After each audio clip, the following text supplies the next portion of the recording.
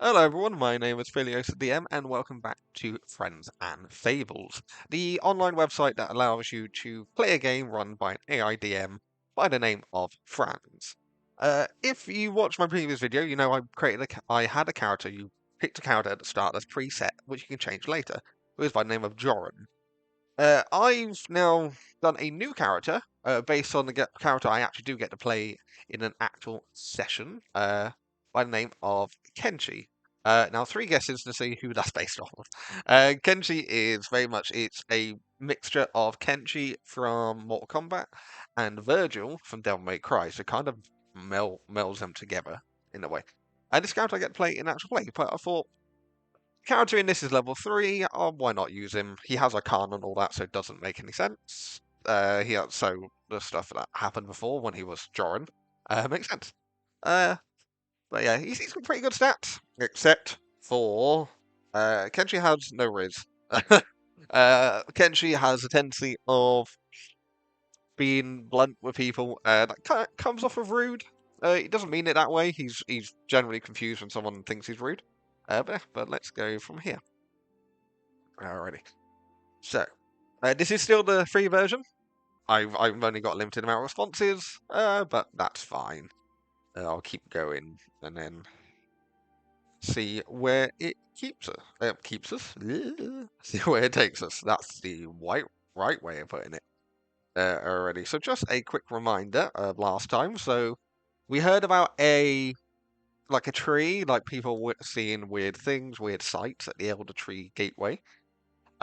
We went because we were looking for a job. We went to find it, and we found that there was a weird magic around the tree itself. We rolled an Arcana check and found out that some of the carvings are magical. Raising my hand across the carvings, it showed images of what was revealed to be in prophetic in nature. So deciding to see what these are about and whether there was any books on it, we went back to the city of Nath, where we were able to fall into the books, and we came across this, which is the Whispers of Elanath. And using that in conjunction with my books, with what I already noted down, I got some information.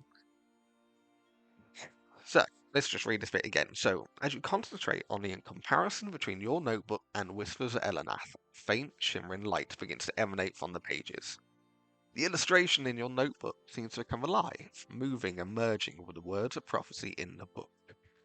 Suddenly, a vision flashes before your eyes, a scene of ancient elves gathered around a mystical pool deep within the Vermosa trees. They are chanting in unison as ethereal energy swirls around them, forming intricate patterns reminiscent of those carved on the Elder Tree Gateway. Before you can fully grasp the meaning behind this vision, it fades away like morning mist under sunlight. However, you sense there's more to uncover about these prophecies and the connection to Nath's history. What would Joran like to do? So, it's Kenshi now. But what would Kenshi like to do next after experiencing this mysterious vision? Alright, so I kind of got to change the way he spoke. So who was the... I originally be doing notes, shouldn't I? Is it Alara? Yes, Alara Moonshadow. So, she would go to Alara. Was it Alara?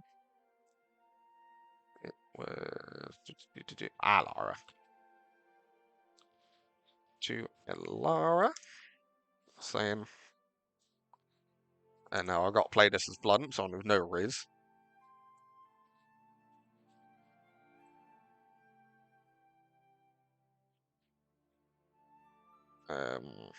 Is it N-A-T-H or is it N-A-A-T-H? N-A-A-T-H. Books on Nath history.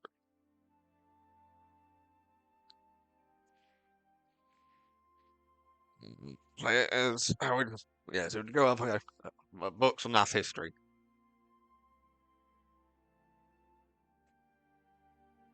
See what happens.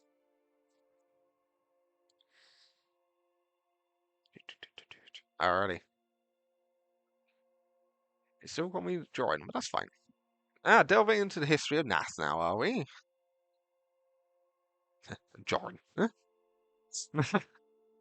Elora Moonshadow remarks with a knowing smile as you return to her side. She nods thoughtfully and disappears behind a curtain once more.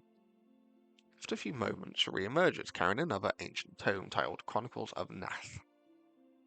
This book is rich, bound in rich green leather embossed with intricate leaf patterns that seem to shift and dance when caught in the light. These chronicles hold tales of our city's past, Alara explains as she places it before you. May they illuminate your path through stars, guiding a lost traveller. Alice Kenji flips through the pages filled with accounts of legendary figures, pivotal events, and forgotten lore woven into the tapestry of Nath's existence. You can't help but feel drawn deeper into the mystery surrounding this enchanted city. How would Kenji? Let's see, can I get this to... I can edit it. That's just how would Kenji. Let's just see if it keeps that.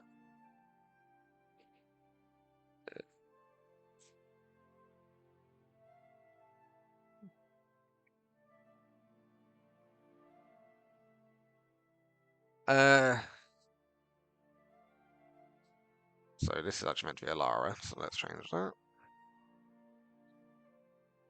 Alara. So yeah, if it does go a little awry, you can change it, which is good. It's actually making me call her Joran for whatever reason. It's fine.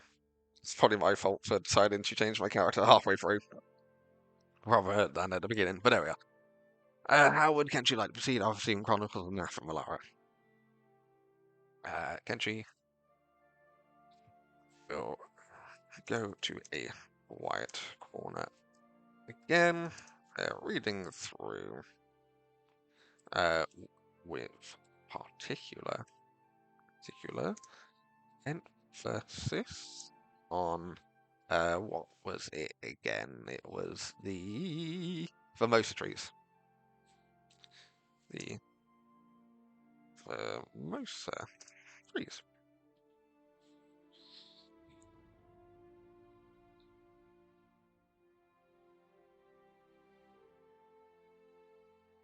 This is probably far beyond what Kenshi would normally do. He is not normally the one who would be reading stuff, but as Kenshi immerses himself in the ancient tales within Chronicles of Nath, he finds detailed accounts of the Formosa trees, their significance, words. Why am I DM? To the Eilon Wood Elves and the mystical events that have transpired beneath their verdant canopy. The pages describe how these towering trees served as a focal point for elven rituals, gatherings and moments of communion with nature's essence. Stories speak of hidden groves where only those pure of heart can find solace and wisdom amidst whispering leaves. As Kenshi focuses on a section detailing the ritualistic practices near Formosa trees, a passage captures his eye, a mention of an ethereal pool deep within one of the oldest trees. It's said that this sacred pool holds reflections from past visions granted by enigmatic forces tied to Nath's history. Would Kenshi like to delve deeper into this particular aspect or explore other sections within Chronicles of Nath? How does he wish to proceed in covering more about this mysterious... right. Done with reading. Kenshi like to explore the city. Trying to find the Formosa trees.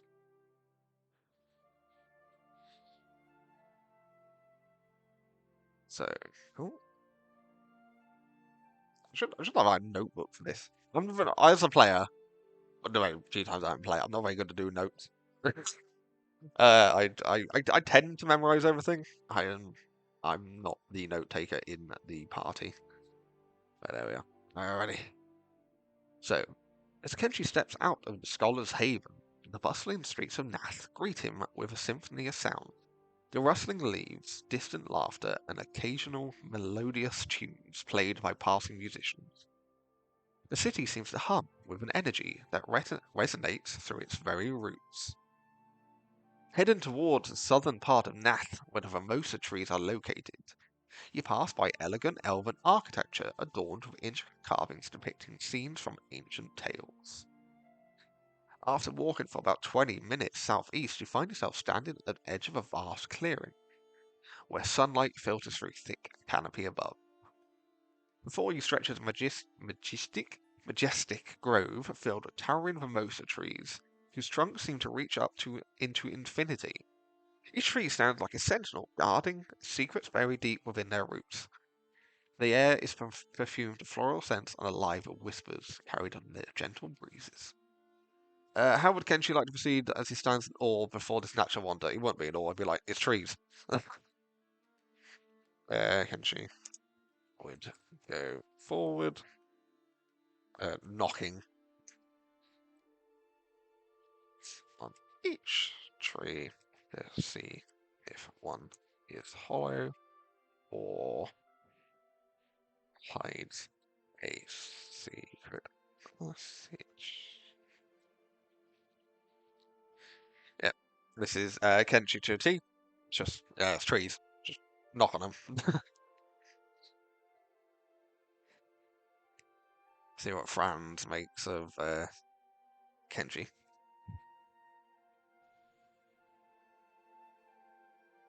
As Kenshi begins to knock on the massive trunks of the mimosa trees, he notices that most of them sound solid and sturdy. However, after a few moments of exploration, you come across one tree whose hollow thud echoes slightly differently than the others. Would you like to investigate this particular tree further? If so, please make an investigation check to determine if there is indeed a hidden passage within this unique tree. Okay, it's not asking me to do an investigation, so what is my investigation? Okay, so I'll use my actual one. D&D Beyond. There we go. G. Right. Investigation +3. That's what you get. Let's just do the roll now. D20. So what's that? Good job.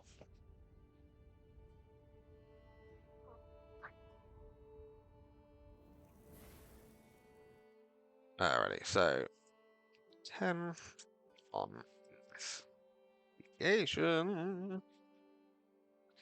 Check out my actual dice. I don't have them. I might grab them.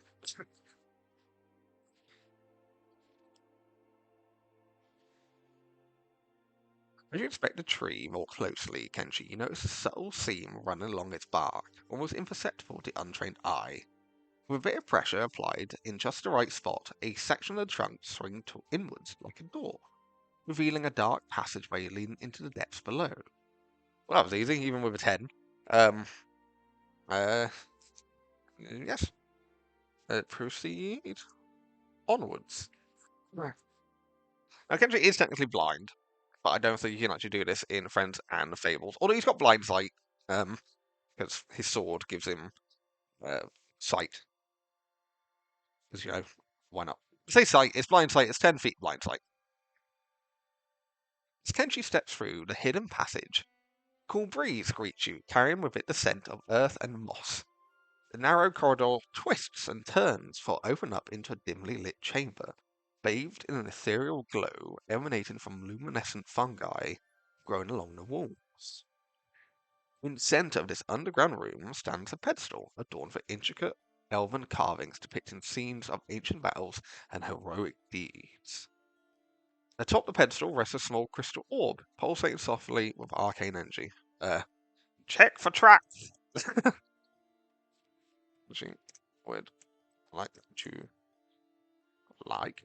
check for traps.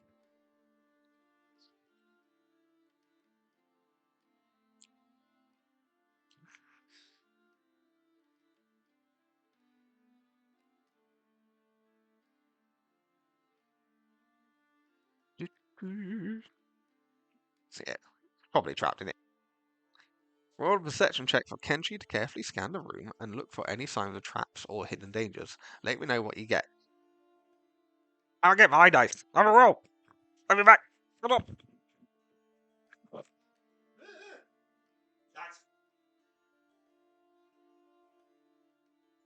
Here's my dice.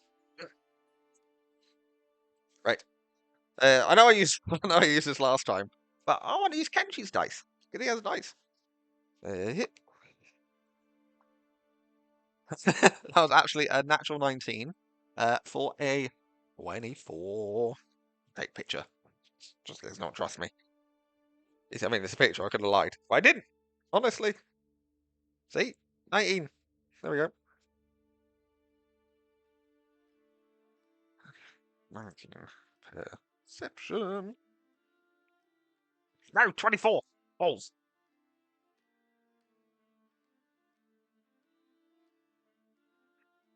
Wonderful. There we are. 24 perception. It's actually, I'll say. Yeah, so that's pretty good. Kenji, as you carefully inspect the chamber, your keen eyes spot a faint, shimmering magical rune etched into the floor in front of the pedestal. It seems to trigger a mechanism connected to some sort of arcane trap. With your sharp perception, you manage to avoid setting it off. Is there a way to grab the... Was it an orb? It's an orb. It's an orb, yeah.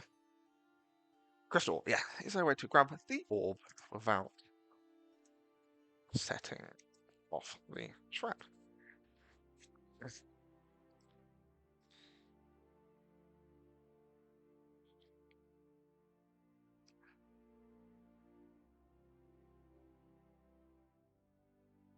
As Kenshi looks closer at the pedestal and the crystal orb, he notices a small opening on one side of the pedestal. Appears to be a keyhole that might deactivate the trap if unlocked. I don't have thieves' tools. Uh,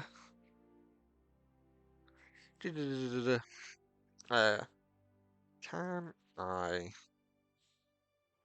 attempt to break the mechanism using Sento, my Tana?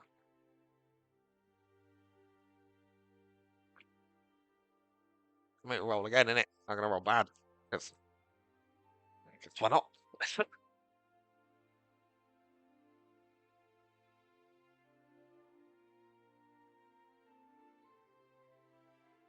Roll a dexterity check for Kenshi to carefully maneuver Sento and attempt to break the mechanism without triggering the trap. Sento's finally an elf warlock now. Sento's the sword! Dexterity. What is my dexterity? +2. Fuck, okay, well. Oh, that was almost a nat 20. 8, so 10. 10 total.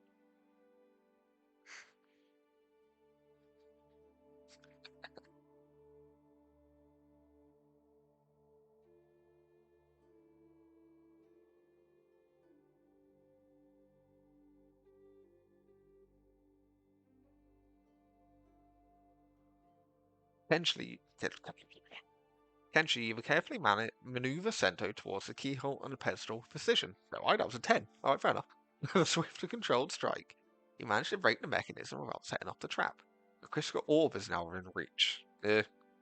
Kenshi grabs the orb. Then so he's blind. No, he's blind, so it looks for a passage to deeper into the reef. I was like, is there a way to fail? I might have to deliberately fail the next one. There's nat 20. As